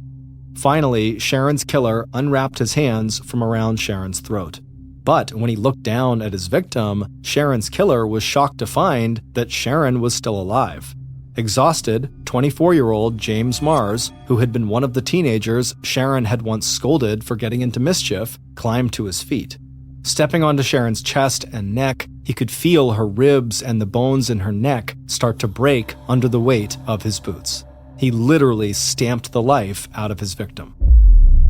It would turn out the alibi James Mars had given investigators back in July of 2003, about 11 days after Sharon was discovered, was riddled with lies. After spending the afternoon of Sunday, June 29th, just across the state border in Kansas, helping his aunt put a new roof on her house, James headed back into Nebraska to drink beer at one of his friends' houses. But by 12:30 a.m. on Monday morning, June 30th, James and at least one friend had gone to a local bar where they continued to drink for another half hour or so until they moved to a second bar called the Oasis. But they arrived at the Oasis right as the bar had stopped serving alcohol. And after the bartender refused to serve James another drink, James decided to experiment with a new kind of stimulant. And for the first time in his life, James tried cocaine. Too drunk and high to drive back to Colon using the main roads where he might be stopped by police, James left the bar nearly an hour earlier than he had told police, arriving back at his mother's house not at 2:30 a.m., but at 1:30 a.m. After digging into James's alibi, police would discover that one of James's friends had agreed to lie about when James left the bar, and James's mother may only have been guessing at what time James had actually arrived home. But one thing is certain, James did not just go straight to bed after watching a few minutes of TV in his mother's living room. Instead, by 1:45 a.m., riding a cocaine and alcohol high, James had decided that he could at least solve one problem in his life, the fact that he was flat broke, by robbing his neighbor who lived just across the alley that separated their two houses. James figured that Sharon, older and single, would be an easy target. Instead, as soon as Sharon had recognized who her intruder was, she confronted him in the same way she had when he was a teenager, asking what he thought he was doing and telling him to get out of her house. But after doing exactly as he was told, James saw Sharon make a run to her garage, and the thought of her calling police and getting him arrested, along with everything else that was wrong in his life, like the fight he'd just had earlier that night with his longtime girlfriend, his young daughter who didn't live with him, the string of part-time farm work rather than any steady job, all caused James Mars to snap. As he said to investigators when he later confessed to Sharon's murder, quote, "I blew my cork," end quote. It wasn't until April 16, 2004, 10 months after Sharon's murder, and 6 months after James had moved out of Colon to Lincoln, Nebraska, that detectives located James, re-interviewed him, and requested a DNA swab, which he agreed to give them. 13 days later, on April 29th, James's DNA came back as a complete match to the sperm cell that was found on Sharon's clothing.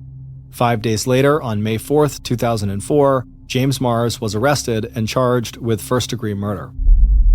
3 months later, in August of 2005, James Mars avoided a jury trial by pleading guilty to a lesser charge of second-degree murder that he believed would come with a maximum sentence of 20 years in prison. Instead, in January of 2006, 3 years and 6 months after killing his next-door neighbor, James was sentenced to life in prison without the possibility of parole. Explaining the severity of the sentence, the judge told James, quote, "Nothing I can say or do to you today can repair what your actions have done. You've taken a loved one, terrorized your community, and placed residents under a cloud of fear and suspicion." End quote.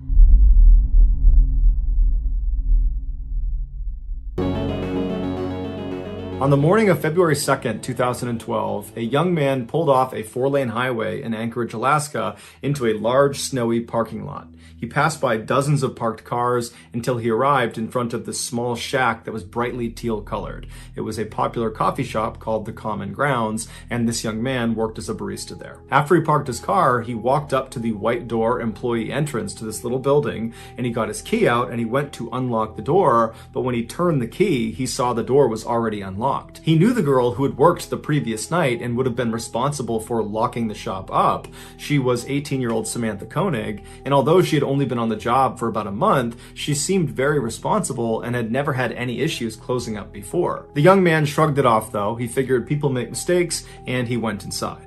Right away, he noticed that a couple of things just seemed out of place. It was like Samantha must have just left in the middle of her shift without even attempting to clean up. There were napkins on the ground, there were towels out, there were cups still out. And so as this young man is walking over to the cash register to unlock it, he's running through scenarios in his head about how Samantha could have been so sloppy. And then he reached down with his register key, and just like the door, the cash register was already unlocked. When he pulled the tray out, all the money was gone. And that's when he knew they had been robbed. And so he called his boss. The night before, Samantha had asked her boyfriend, Dwayne, to pick her up after her shift at the Common Grounds. Dwayne arrived in front of the kiosk at about 8:30 p.m., which was 30 minutes after her shift should have been over. Dwayne had gotten held up at his job, which is why he was late. And so when he gets there, Dwayne looks around the parking lot and he doesn't see Samantha anywhere. He sees the coffee shop itself is totally dark and looks like it's been closed up for the night. And so Dwayne gets out of his truck into the freezing cold night air, and he walked up to the window of this coffee shop and he pressed his face up to the glass to look inside, but there was nobody in there. Dwayne automatically went back to the fight he had gotten into with Samantha earlier in the night via text message. She had accused him of cheating on her. He had been kind of nonchalant, like he didn't care about it, and what ensued was a really ugly fight. And so as Dwayne is walking back to his truck, he's thinking to himself, maybe Samantha just didn't want to see him because of the fight, and so at the end of her shift, she got a ride home from her father or maybe from a friend, and that's why she's not here. And so Dwayne gets back inside of his truck and he sends a text message to Samantha asking if she's okay, if she's gotten home. But after several minutes of no response from her, Dwayne, even though they were fighting, he still cares an awful lot about his girlfriend. He decides, I gotta go by her house and make sure she's there and that she's okay. And so a couple minutes later, he gets to her house, he goes up to the door, and her single father, James, answers the door. Dwayne explains that he didn't see Samantha after her shift and just wanted to make sure she was here. But James says, she's not here. I have no idea where she is. I haven't spoken to her. And so the two men go into James's kitchen, they sit down, and they start texting and calling Samantha to try to figure out where she is. And after a couple of minutes, Dwayne's phone lights up, and it's a text message from Samantha. And the message clearly indicates that she's still very upset with Dwayne, but she's saying that she needs some time to think and that she's going to be with some friends for a couple of days, and would he, Dwayne, let her father know where she was. And so Dwayne shows James the text message, and Samantha's father looks at it and he's thinking to himself, this is very uncharacteristic of Samantha. He had raised Samantha since she was 2 years old, and they were very close. They shared everything with each other. It didn't make any sense that she wouldn't contact him directly to say that she was going to be out with friends for a couple of days. And it didn't make sense that she would ignore all of his phone calls and text messages when clearly he was worried about her. The two men stayed up super late, calling and texting, hoping to get more information from Samantha, but she never responded. She never texted back. And so the following morning, when neither men had gotten gotten any more messages from Samantha, James went to the Anchorage Police Department and filed a missing person report for his only daughter. After receiving this missing person report, an officer with the Anchorage Police Department called the owner of the Common Grounds coffee shop to ask about Samantha. And the owner actually said they just got a call from their barista that was working at the kiosk that morning, and they had informed them that apparently there had been a robbery and no one can get in touch with Samantha. No one knows where she is. The owner told the police officer that as soon as she got her hands on the security footage from the night before, she would send it over to the police department. While the police waited for this footage, some officers began calling Samantha's friends and other family members to see if they knew where she was, but no one had heard from her and no one knew where she was. No one had any information. Some other police officers headed over to the Common Grounds coffee kiosk to get a look at it for themselves. And when they got there was no sign of a struggle outside or inside the kiosk, and inside, underneath the counter, was a panic button that had not been pressed. And so even though Samantha's father thought there was something odd about her final text message, the police began operating under the theory that Samantha had robbed the kiosk and then left of her own accord. But what confounded police was how Samantha actually physically got away from the coffee shop. She didn't have a car that night, and she couldn't have just walked away because the weather was way too miserable and cold outside, and Anchorage is just not really a walkable city. And so if Samantha was telling the truth, that she was just taking a couple of days to be by herself with some friends at their place, then why didn't any of her friends know where she was? This question was answered later that day when the owner of the coffee shop made the security footage available. The footage, which has no audio, picks up around 8 p.m. on February 1st, 2012, which was the night Samantha went missing. It shows Samantha inside of the kiosk. She's working alone, she's cheerful, and she's busy. And then at some point, someone that we can't see, they're outside of the camera's range, comes up to the window and orders a drink. Samantha clearly turns to them, acknowledges their drink order, and turns and begins making this drink. And then after she's done making it, she turns to give it to this person, and immediately Samantha steps back and puts her arms up. And then seconds later, she reaches over and turns off the lights inside of the kiosk, and then she gets down on her knees with her back to the window. She stays in that position, not talking, not moving, for about a minute before she slowly stands up and walks down the kiosk towards the cash register. She opens it up, she scoops some money out of it, then she walks back to the window and appears to hand it to a shadowy figure on the other side of the window,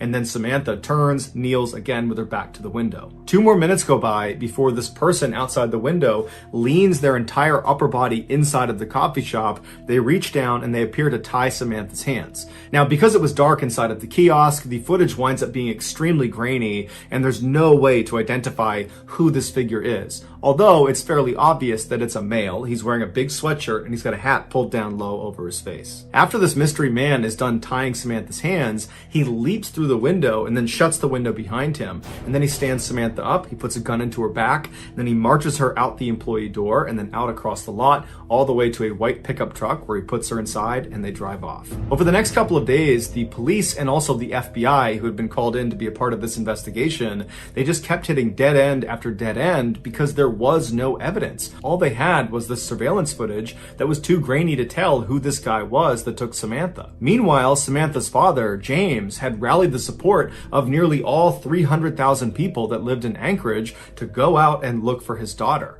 His efforts were so profound, it had attracted major news outlets across the country, and suddenly his daughter's story had grabbed national headlines everywhere. This led to strangers donating thousands of dollars to fund a reward for anybody that had information about Samantha's whereabouts. But despite this reward growing in size every single day, and the national news media becoming increasingly more interested in this case, no one came forward with useful information that led to developments in this case, and Samantha never got in touch with Dwayne or her father. Then on February 24th, so 3 weeks after Samantha's gone missing and no one's heard from her, Dwayne got a text message from Samantha's phone, and it was directing him to a particular sign inside of a nearby public park. And so Dwayne and James read this text, they shared it with the police department, and then they raced to this park and actually beat the police there by about 15 minutes. And so Dwayne and James, they walk through the gates and they start walking down this main trail, and they stop in front of this sign. It was actually a bulletin board, and tacked on the bulletin board was a Ziploc bag,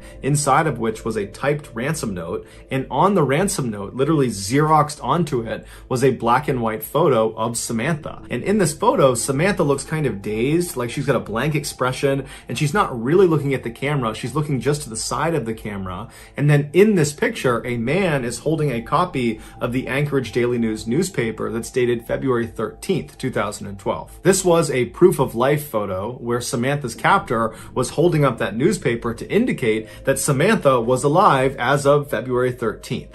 And so to everybody involved in this case, including Samantha's father, even though this is still not a good situation at all, it was kind of a relief to know that at least as of last week, Samantha was alive. As for the demands of this ransom note, James was told to deposit $30,000 into his daughter's account immediately, and if he did that, she would be released 6 months later. As advised by the FBI, James deposited a portion of the ransom money into his daughter's account, and then the FBI just waited and watched, because they knew if anyone tried to withdraw money from that account, they could track where the card was. A few days later, 3 separate withdrawals were made within Anchorage, but each time the FBI got a notification about one of these withdrawals, they would rush to the scene, and whoever it was that had tried to make this withdrawal was long gone. When they pulled the security footage from these 3 different ATMs, the person that was making these withdrawals was a man wearing a ski mask and big sunglasses, so they had no way to identify him. After these withdrawals, the account went silent for over a week,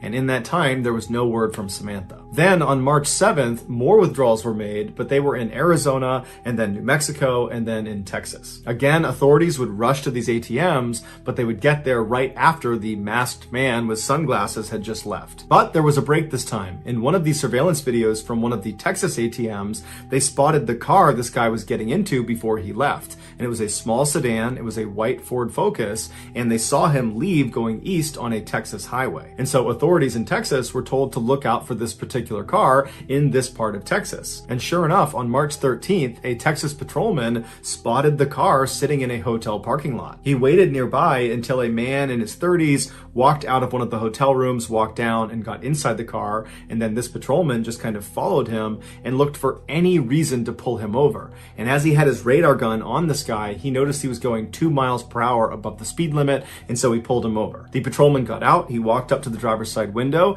the window was already down, the man was very calm. The patrolman asked him for his license, and the guy handed him an Alaskan license. His name was Israel Keys, he was 34 years old, and he lived in Anchorage. The patrolman knew this was the guy. He called in backup, and before long they were searching Keys' car, and in the trunk they found a ski mask along with other clothes that matched the description of the guy who was making withdrawals from these different ATMs. They also found a gun, as well as Samantha's cell phone and debit card. After Keys was arrested and was brought into custody, he denied having any involvement with Samantha's disappearance. But after being presented with the overwhelming evidence that suggested otherwise, he caved and said yes, he would tell them the full story of what happened to Samantha, but they had to get him an Americano coffee, a peanut butter Snickers, and a cigar. Once he had said items, he began to speak. And what he said was so disturbing and so graphic, the FBI still has not released the full transcript of his confession. Here is the version of events based on what was made public. On February 1st, 2012, Keys decided he was going to rob the Common Grounds coffee kiosk. He walked up to the window expecting there to be some teenager working inside, and he was right. It was Samantha. He asked her for an Americano, and while she turned to make his drink, suddenly his plan changed. Not only was he going to steal money from inside of this coffee shop, he decided he was going to steal Samantha from this coffee shop. When she turned back with his drink and handed it to him, he discreetly pulled his gun out and aimed it at her and told her this was a robbery. That's when she backed up and put her hands up, and then she turned around, he tied her hands, he jumped back inside, and then he said after he shut the window, he jammed napkins inside of her mouth so she couldn't make any sound, and then he marched her out the door, outside, into his car, and they took off. Once they were in the vehicle, he pulled the napkins out of her mouth, and he told her if she tried to escape or if she tried to flag anybody down that he would just kill her. And so he said she was very obedient, she was obviously very scared, but she was trying to do her best to stay composed. At some point, Keys reached over and took her phone and sent that text message to her boyfriend informing him that she was going to be spending a couple of days with friends and that he should tell her father. And then Keys told Samantha he was going to be holding her hostage and trying to extract some ransom money. Samantha told Keys that her family was very poor and that he wouldn't get much money out of them.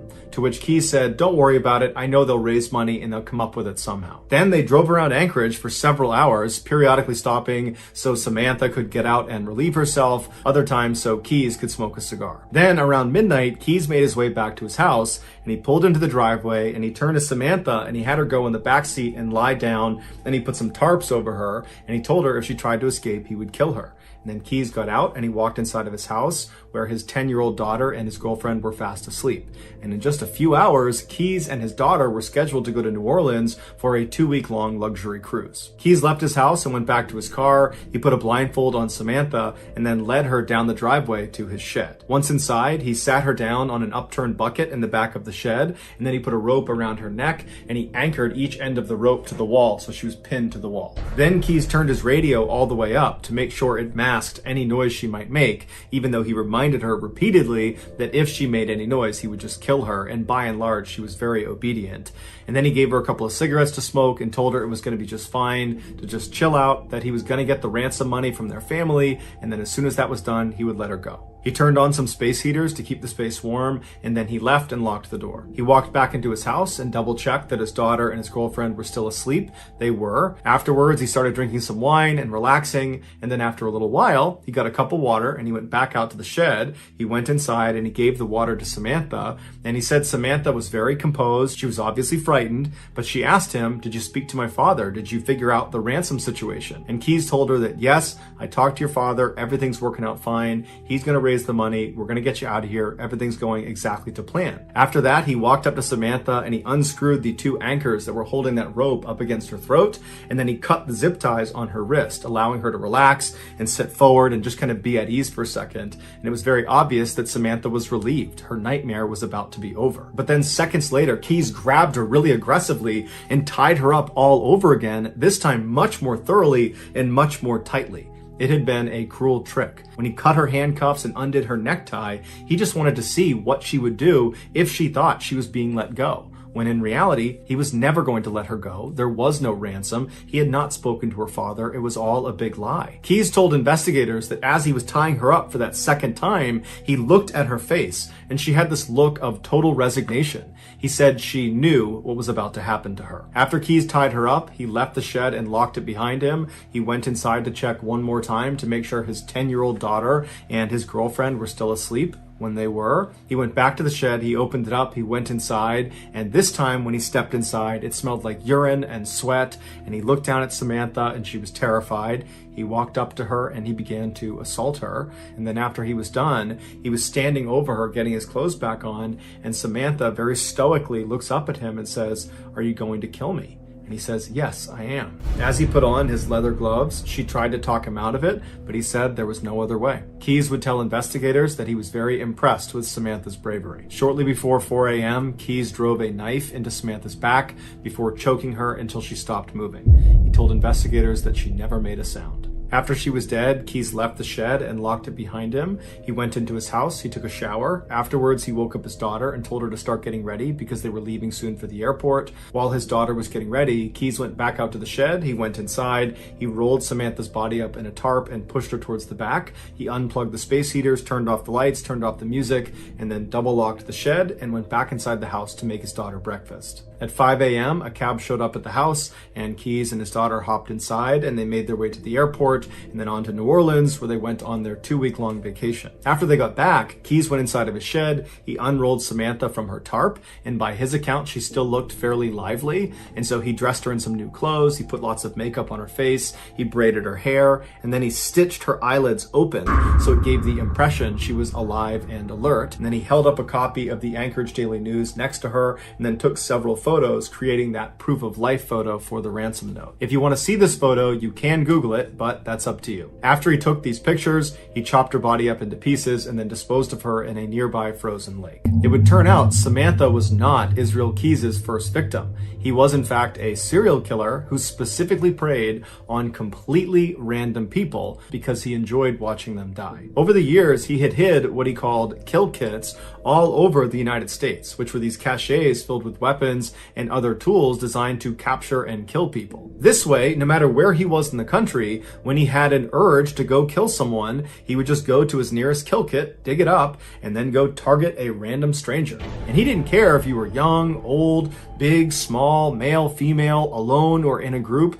Everyone was a target of opportunity. Keys told investigators that as soon as he saw Samantha inside of that coffee kiosk, instantly he knew he was going to kill her. Everything about the ransom, the robbery, all of it was just a lie to keep her in line, to give her some hope that she might get out of this alive. when in reality, the second she walked outside of the doors of that kiosk, she was dead. He's admitted to killing Samantha as well as an older couple up in Vermont, but he would take his own life in a jail cell in December of 2012 before he named any of his other victims. And so to this day, we have no idea how many people he killed. The best guess is 11 based on a drawing he made in his jail cell, but that's just a guess. So that's